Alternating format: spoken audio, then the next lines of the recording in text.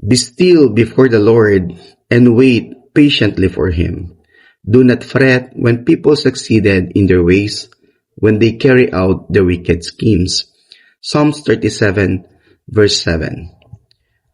Ang verse po na ito ay nagpapaalala sa atin na pagtiwalaan po natin ang timing ng Panginoon sa ating pong buhay.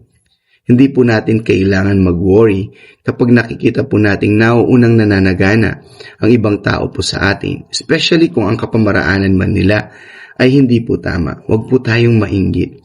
Hindi po tayo dapat mag-alala. Bagamat tayo po ina-encourage ng Panginoon to be still before Him and wait patiently for Him.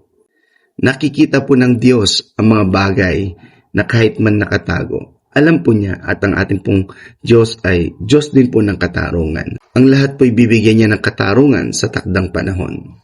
Ang ating pong responsibilidad ay hindi po i-compare ang buhay natin sa iba, mainggit habang sila'y nananagana, bagamat tayo po'y tinatawag na manatiling matapat at magtiwala sa Kanya pong pangangalaga. At ang tunay na kapayapaan po'y nanggagaling sa ating pagtitiwala na ang Diyos ay in control at meron po siyang mabuting plano para sa ating mga buhay.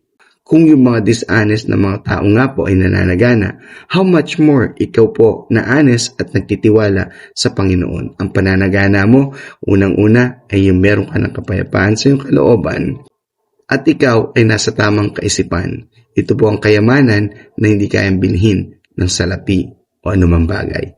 Mapagpalang araw!